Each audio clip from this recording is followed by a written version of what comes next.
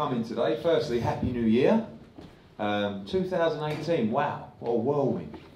When you look back at the amount of events, the events themselves, obviously coming off the back of White Chisora, Joshua unifying against Parker, great fight against Povetkin, Bellew fighting Usyk for the undisputed world championship. So many young stars coming through, but I get the feeling, I get the warmth that this is a new beginning and a new start, particularly for a lot of people at this table. For British boxing now, you get in taxis, you speak to people on the street, there seems to be a changing of the guard.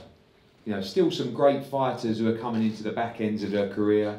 Bellew, we've just seen leave the sport. You know, David Haye leave the sport as well. Forgot to mention Bellew Haye as well in those fights last year. Amir Khan in the closing stage of his career. Kell Brook in the closing stage of his career.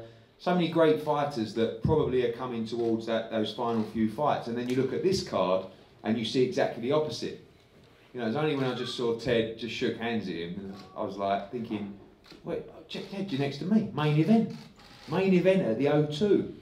But this is great that you've got a young fighter, local fighter to the O2, who's had 15 fights and is willing to take these kind of steps against Cheeseman-Garcia, European champion, top 5 of the WBC, top 15 with many other organisations as well. It's a massive step. And these young fighters are being prepared to step up to these levels quicker than historically they've done before.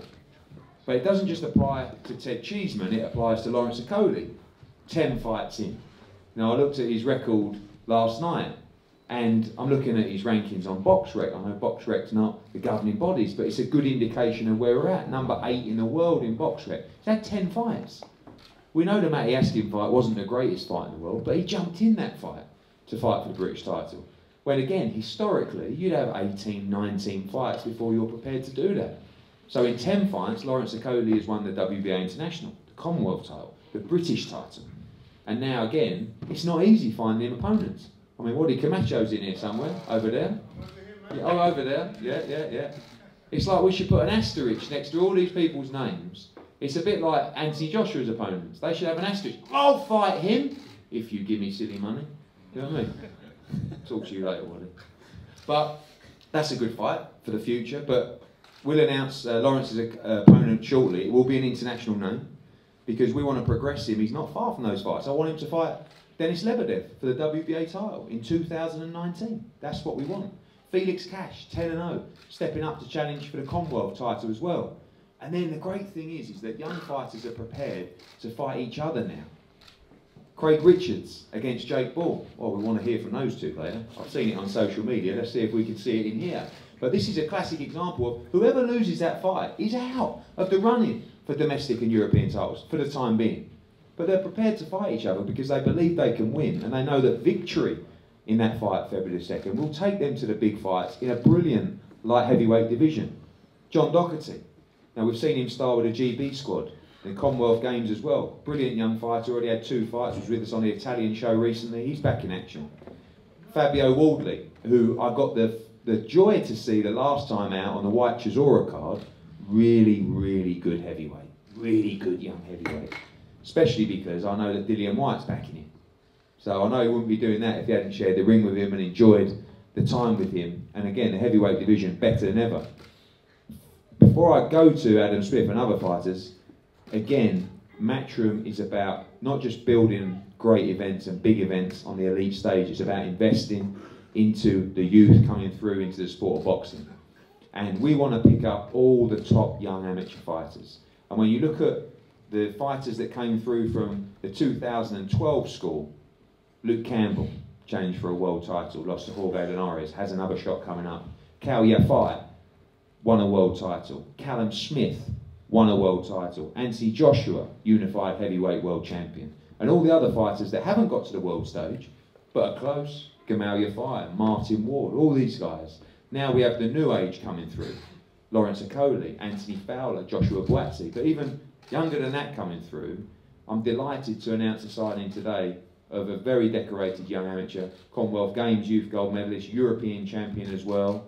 And a big round of applause, turning professional on February 2nd for Charles Frankham, joining us here.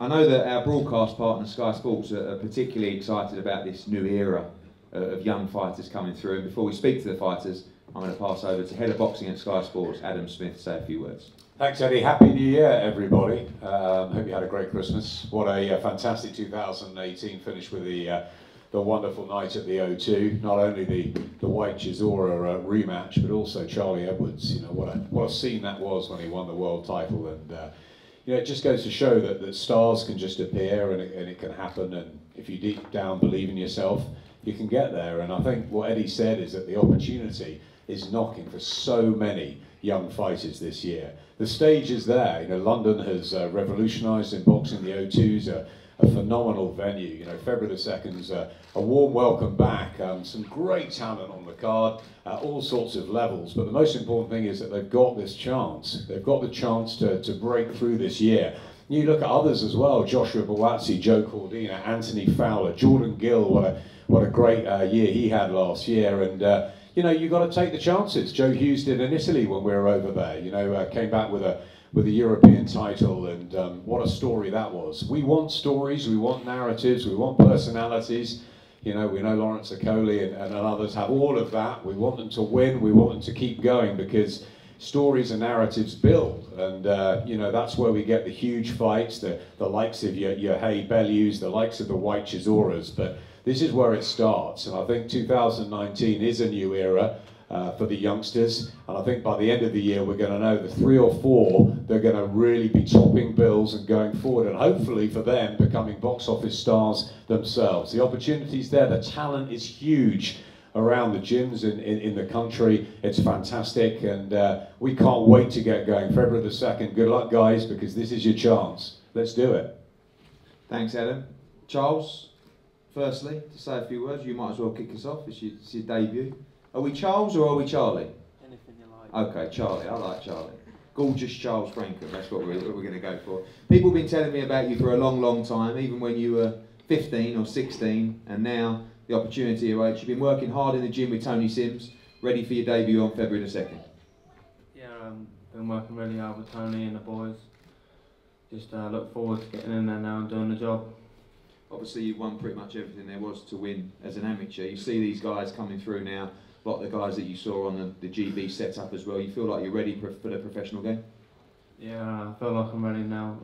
Obviously, sparring with great fighters, likes of Martin Ward, Joe Cordina, Ricky Burns. So they're bringing me on loads. So it's all good. And the aspirations for the career, obviously, want to go on and progress to be a world champion. Very young to be turning pro as well, but going to take it nice and slow, looking at trying to have 8 fights this year and move on to championships in 2020. Yeah, just take my time and try and get as many belts as I can. Okay, well, we're going to be boxing you all over the world in 2019. Look forward to your debut on February the 2nd. Fabio, greetings. Greetings. Straight back onto a show. It's not quite as big as White Chisora, rather, sorry, but you're back at the O2. You had great support there for that card. Fairly easy night's work for you. Yeah, brilliant to be back there. Yeah, brilliant. Like December 22nd, it was a great card. It was a great night to be a part of, and it was great for that to be my first one, my announcement on the stage, and just to be out there and show off a bit of what I can do. Like I said, fairly easy night for me, fairly easy fight, comfortable win, but I'm good to go, I'm ready to go again. I'm excited to get out there in front of the stage again and just show off and show out. I think obviously we all know that domestically and on a global scene, the heavyweight division's on fire at the moment. Feel like you're ready for sort of area titles and English titles quite soon into 2019 and hopefully maybe even a British title at the end of the year.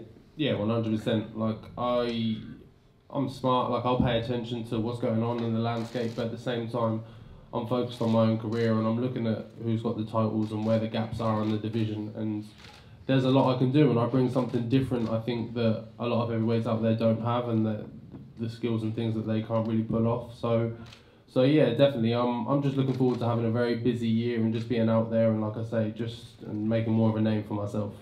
I look forward to seeing you on February the 2nd. John, the Doc, you've got that black eye. I wasn't sure if that was you spent the weekend up in Scotland or it was a sparring. You told me it was sparring, but it's been an exciting start from you. The first one, very, very quick work, and the second, you didn't waste any time in Italy, and making your O2 debut, if you like, on February the 2nd. Definitely. My first 2 fights went very well, and I'm looking forward to the 2nd of February to get another knockout and keep going on my pro career. Italy was a bit crazy, wasn't it? I mean, the whole thing, the ring mat was a little bit funky, wasn't it? And the ring walks were a bit weird, but it was a good experience. And I always feel like taking young fighters to those kind of new experiences and new commissions, and obviously travelling to fights as well, and the programs, all good for the experience moving forward. Definitely, the ring was a bit slippy, different ring walk as you said, and yeah, it was more experience on the board, and obviously had loads of experience going abroad fighting as amateur, but it's a different story as a pro, and I've all got it on board now, and I'm looking forward to, as I said, the 2nd of February to get another knockout. Obviously we want to move you forward at a good pace, but how far do you feel you are away from those sort of domestic level guys right now? I know you want to get the ring craft and experience, but you seem to have a desire to move forward. Yeah, if it was up to me, I would say I'm ready now. But obviously Tony and yourself, I've got to keep my toes to the ground and just listen to Tony and keep doing what I'm doing. And when the opportunity comes, I'll be more than ready. Young man, I know you're spending rounds with Felix, so I'm really pleased you got this one, because I know you've been wanting to be let off the leash for a long time. Commonwealth middleweight title for you, February the 2nd at the O2, and a massive chance to move forward into big championship fights in 2019. Yeah, I'm looking forward to it. You know, it's been a long time coming to get, you know, a good domestic belt. So, you know, the Commonwealth's up there. So I'm looking forward to going in there and putting a performance on, and you know, showing everyone what I'm really about, and getting a victory, and then, you know, pushing for some big fights. I want this year, you know, a British title there, go over titles there. So, you know, one fight at a time, obviously, but you know, I've got full confidence. I'm going to go there and put a show on and get a win. Has it frustrated you to fight at a slightly lower level recently? I know you've been waiting for this step up for a while now, but you're ready now. You think it's going to get the best out of you fighting the tougher guys? Yeah, definitely. Like you know, yourself, Eddie, obviously you've tried to make the fights. You know, we've tried to make fights with people, but you know what I mean, whoever price yourself out will mess about. So, you know, hopefully get this title now, the Commonwealth title, and you know, they might be tempted to get a step in the ring, but we'll see what happens. You know, one fight at a time. I go in there, you know, bust this fellow up, and then we'll bring the next one in. How far do you feel you are away from those kind of guys? Saw a good performance from Liam Williams recently to win the British middleweight title, but those are kind of names you want towards the back end of 2019? Yeah, 100%. Listen, I've sparred Liam Williams before. You know, he's a good fighter. You know, and he boxed very well in his last fight. You know, he looked class, to be fair. So, you know, he'd be lying if he said he didn't. But, you know, I'm full confident in my ability. You know, I've sparred world champions, multiple world champions, and I know what I've been doing in the ring with them, and they know too. So I know sparring and fighting's a bit different, but it's the closest thing to it. And I know how good I am, and it's my time to show everyone. Thank you, Felix Cash, changing for the Commonwealth middleweight title, Feb 2. A fight I can't wait for. It's been a long time coming, this fight. Craig Richards against Jake Ball. Craig, welcome. And this one's supposed to happen December 22nd. Now it's happening February the 2nd, and a lot of people very interested now in this fight. Yeah, definitely. I'm not going to pretend that it's not been frustrated the last few months with Jake Nobles keep pulling out. It's been frustrating, you know, like we was meant to fight 27th. Oh no, actually he called me out in June. He's been sitting on the bench injured since. Then we was meant to fight October. He lost his balls, followed through these trousers, pulled out October. Then we was meant to fight December, just like we was meant to fight December, and then what happened? Why didn't you turn up December? What do you mean? Why December 22nd? Because if you want to be truthfully honest, yeah. Okay, I accepted the fight December 1st, and then I've had texts from Matchroom saying that you didn't want the fight. What, December 22nd? December 22nd, okay? You're lying, come on, man, you're lying, you're lying. And then when I told Dominic Ingles this, obviously he agreed to go with Liam Williams. You're lying. So how can I fight without my trainer in my corner? You're lying. What do you mean you're training in your corner? You've been with him 2 seconds, you liar. You've been with him 2 seconds. He was away when he was meant to be training with me, so you was never with him in the first place. Great, you're worried about December and October. Do you know what? February the 2nd, just please, just turn up. February the 2nd, just turn up this time. You be there February, okay. I'll be there. That's what you I'll be there. I've took precautions this time. We've got the missing posters ready. Just make sure you're there this time, right? That's perfect, don't worry about it. Make sure you're there, please. I think the date you're referring to was Jake's hand injury that he had. Oh, that silly hand injury. Everyone saw that, the little red mark on the side of your hand. Can you explain that for us, please, Jake? No, it's hand injury. Thing is to me, why don't you realise, I've been through 2 fights with a hand injury. Whatever happens in the fight, they say I push through and I get the win. But when I'm going, listen, I'm not taking this fight lightly. So actually, respect to you. You shouldn't want to fight me unless I am at 100%. Yeah. Why do you want to? No. Why do you want me to fight me? For me to come out and say, oh no, my hand was. Listen, when I fight you February, you'll come on me 100%. Okay, Yeah. and that's why when February comes. But I'm saying, if I wasn't 100% February, I'll still fight. Okay, that's you, isn't it?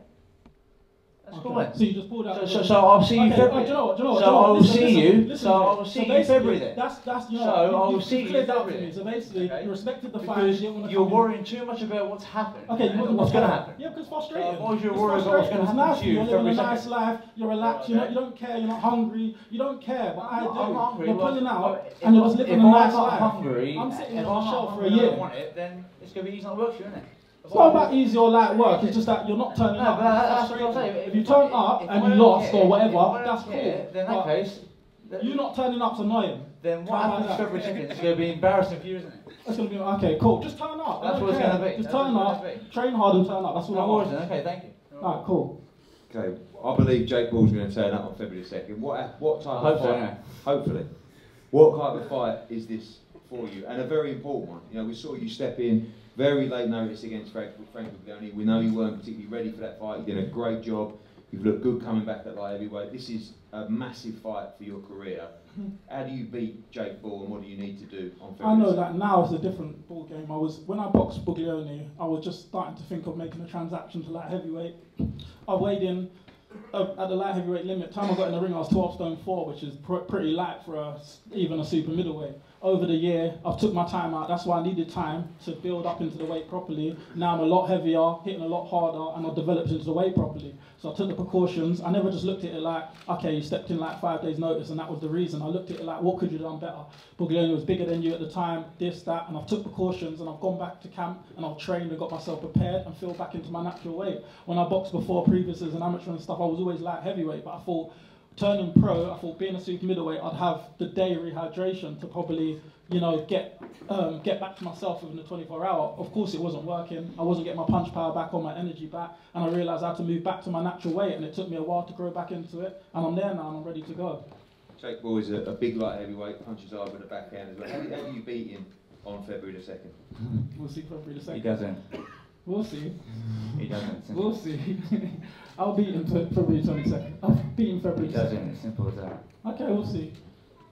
Jake, obviously, we know you've had your injuries, missing out on this fight. Sometimes things work out for the good. This is now turned into a big fight that a lot of people are interested in. The winner of this fight is going to have great profile moving forward to have a big domestic shot or even European title shot as well. I know how seriously you take the sport, and this is a big fight for your career.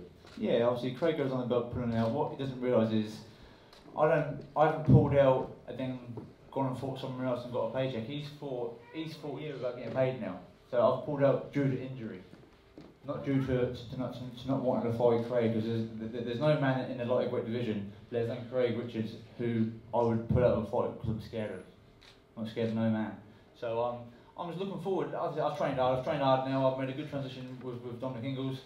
We're training hard in the gym, and I'm looking forward to putting all the hard work. And it's been, well, I've had a lot of time built up on me now. Okay, Jake, can I ask you a Ready to fight. Did you know that you was a little bit injured before fight week? No, the injury come 9 days before fight. 9 days before? And Matchroom knew about it, so you know. Okay, cool. Okay? So, anyway, yeah, so I'm looking forward to putting on a show, February 2nd. Just to comment on that, so it's fair to everybody.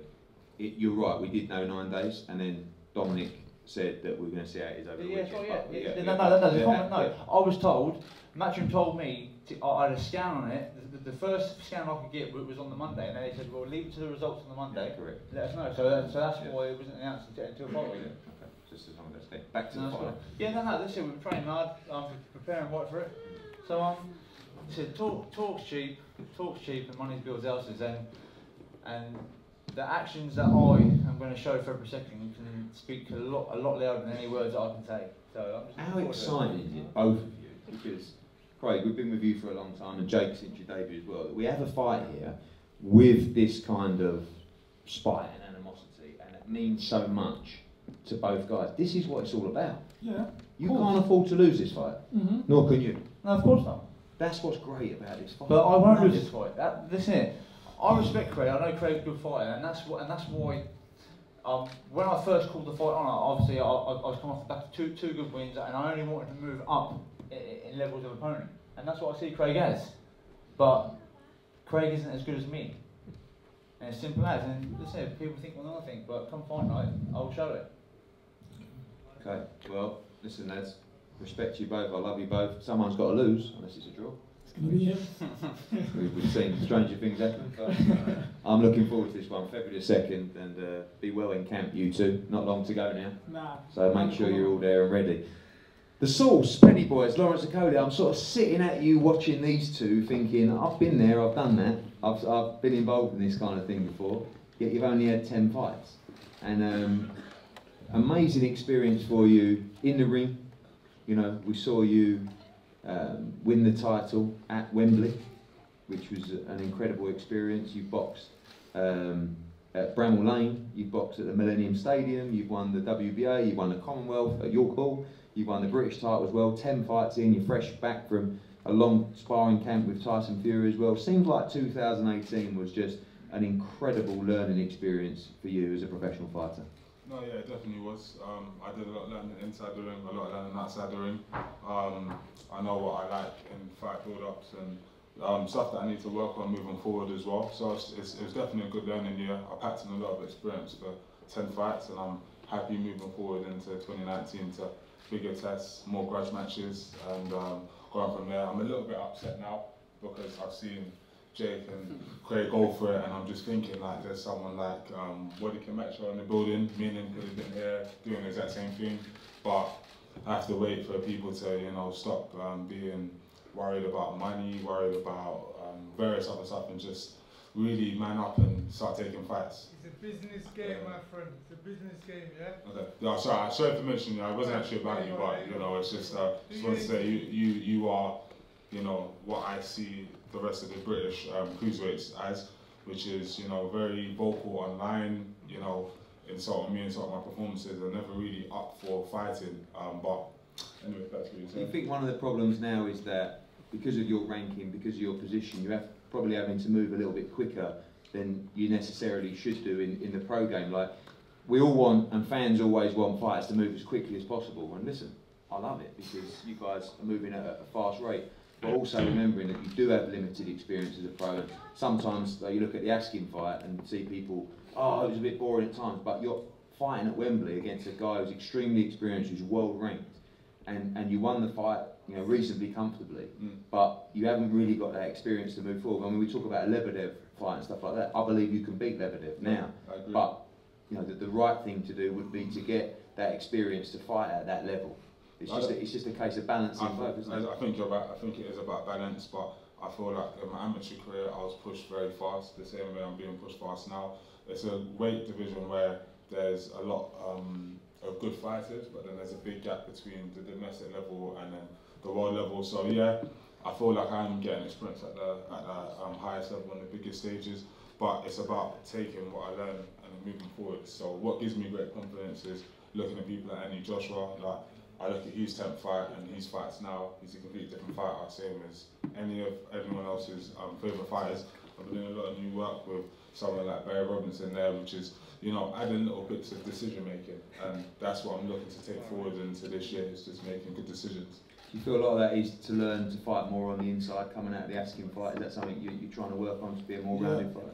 Yeah, it's working on my inside game, but also the decisions that get me to the inside. So I feel like as an amateur, there's a lot of separation. It's box at range, and as soon as you get in close, the refs break you up, and then you're back at range. So you don't really get to work on the inside, and in sparring, many people don't get on the inside with me. So when it comes to fights, I have to make the decision to work on the inside as opposed to doing the defensive thing, which is the smart one. I need to start working, which is what I've been doing on advancement. So I look forward to my next few fights.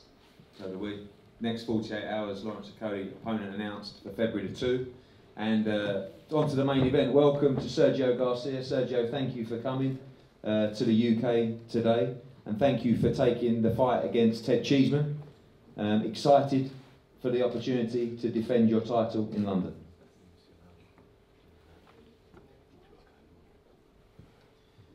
Sí, la verdad que es una oportunidad y un buen escaparate para el boxeo y para nosotros, y espero hacerlo lo mejor posible. Yes, absolutely. In truth, it's a great opportunity for us and for boxing, and we're going to put on a show. Experience-wise, you have a lot more than Ted Cheeseman. Do you feel that this will be the difference in the ring in February?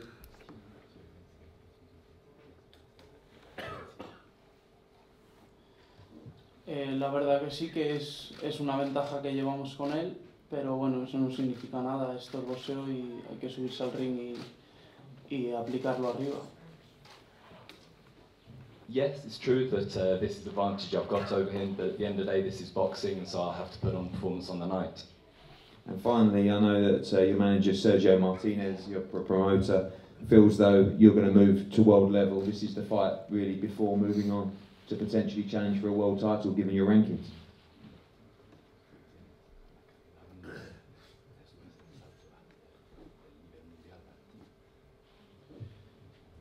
Bueno, me gusta que mi promotor apueste por mí. Yo creo que primero hay que superar retos como es el del día 2 de febrero y después veremos lo que viene a nivel mundial, pero primero hay que cumplir el día 2 y que salga todo como esperamos. It's nice to hear my promoter backing me, but right now the challenge is on the 2nd of February, so I'll take care of that night, and then we'll see what comes next. First and foremost in my mind is the 2nd of February, and we'll see what challenges lay ahead. Thank you very much, Sergio. On to Ted. Ted, I'll do the translating for you. Obviously, a massive jump. I mean, you've been through this like Lawrence has with Byfield. The last fight got extremely heated. Now you're at the world level. Forget European level. I believe you're at world level against Sergio Garcia. No smack talk, just business, and really a massive night for your career on February the 2nd. Yeah, of course. It's great to be headlining a bill just around the corner from where I grew up, and the thing is this fight, like last fight, was Byfield, and there was a lot of grit and a lot of trash between us. And that gives you the extra motivation. But for this fight, it's a European title. It's highly ranked with the world governing bodies. And the thing is, once you win a European title, there's only one other step after that. And when you turn pro as a professional fighter, I've sat where Charles has sat, I've done all this. And when you turn pro, your goal is to be a world champion. You don't know yourself fully if you're going to achieve that. You don't even know if you're going to get a shot at that. But I know if I win this fight on February the 2nd, and I'm highly confident I will, after watching my opponent's fights and studying his style and stuff, then I'm there, I'm in line, I'm basically there for a world title shot. And as you say, it's a world level fight. So I'll go and put on a good show again on February the 2nd, and it shows how much I'm improving, and it shows what level I'm at. Is there a worry, obviously not from you, but you know, even there is probably from the team there, this comes real quick, like you've been to the domestic level of Byfield, you've dealt with that, but normally you would have, you know, another 1, 2, 3, and then move on to European level. We're going to find out real quick how good you are, basically. We know you're British level, we know you can go beyond it, but this is the proof in the pudding, isn't it? Yeah, of course. The thing is, I've got a great manager and a great coach with Tony and Charlie, and the thing is, they know what they're doing. They wouldn't take this fight if they're not confident in me. Tony ain't a man who'd like to embarrass himself and put his fighter in with someone who don't think he can win. If he didn't think I was good enough to do this, I wouldn't be fighting this fight. But obviously after the last fight, we looked at who's at British level, and to be honest, there ain't too many people there domestically. So this is a step I took. I looked at Sergio Garcia and I asked Charlie and Tony, I said, look, can I push for the European? I want to fight for the European. And they said, all right, we'll have a look at him, see what we think. A couple of days later, they said, oh, we're going to put it to Eddie. The fight's been made. So it shows opportunities in come. I knew when I fought for the British title that it was just that step I needed, and then opportunities will come. And now again, if I'll go and win this fight, it can be career changing. Having watched Sergio Garcia myself and knowing that you are always in great fights, stylistically, this is set to be an absolute war. between you two? We know that he's world ranked. I know Sergio Martinez personally. He's like one of their flagship guys who's looking to fight for the European title, and this is going to be a brutal fight on February 2nd. Yeah, cool. So I'm going to take nothing away from my opponent. He's 28-0, but when you look at records, you look at my 15 opponents, and you look at my last few opponents, and the experience I've picked up in them last few fights, and then you look at Sergio's opponents. Obviously, look, you don't know exactly who these opponents are, so you can't take too much from him. He's not a crazy puncher like Kerman Larandro, who stopped Bradley Skeet. He's only had 30 knockouts out of his 28, and he ain't fought world beaters. So obviously, I'm not going to take nothing away from him, because he's going to be a great scout once I obviously win on February 2nd. But for my record of fights I've had good tests, and I've been managed really well, and I know I'm ready for this step, and I know there's a lot of great things to come after this. Interesting. We saw likes of Lewis Ritson step up and fight a European level opponent who had similar kind of resume, had lost, but same kind of thing, and moved to that level. Wasn't quite ready, had his problems in camp as well. Before we go, I know you're only looking at this fight, and I know you're probably tired of talking about this on social media, but Scott Fitzgerald against Anthony Fowler is made probably for the end of March as well. I get the impression by the way you're talking that it's really a case of, if I win British and European, I'm the governor in that division, and if I choose to fight you, it's down to me. But we do know that the winner of that fight against Ted Cheeseman for the British and European title was a major arena fight in 2019. Yeah, of course, it's a major arena fight, but we've both got managers, and look, Dave Coldwell, they've shied away from the fight a few times already. They think this is the fight to make them ready. To be honest, Scott Fitzgerald's not exactly a test, because they're both going into unknown territory, so you don't know how good Scott Fitzgerald is. He's underperformed against journeyman so far. It might need a big fight like Fowler to make him step up, but they obviously both confident in winning. But right now, if I go and win on February 2nd, I hold the ace card, and the pair of them have got a pair of jokers. So like, they got to bring something to the table. Do you get what I mean? And if I'm getting opportunities for like a world title shot, could you imagine get an opportunity for a world title shot, win a world title, then fight Fowler, and it's like a mega fight, then it turns into like a pay-per-view fight. Do you get what I mean? It's a public demand, but obviously it's a mini-scale fight now. The public want to see it. I'm boxing them to prove a point, but like you said earlier, you want to make box office and pay-per-view starters, and I'm aiming to do that sort of stuff. So let's see what the year brings us. Good stuff. Well, first things first, February 2nd at the O2. Very pleased and proud to see you up there headlining and coming through the right way. 15-0 going for the European title. So much great young talent on the card, and still a couple of fights to be announced this week as well for February 2nd. We're going to have head-to-heads now with Ted and Sergio, and also Craig and Jake, and then we're going to have one-on-ones with everybody who you need to chat to. Thanks for coming. We look forward to seeing you February 2nd at the O2. Thank you.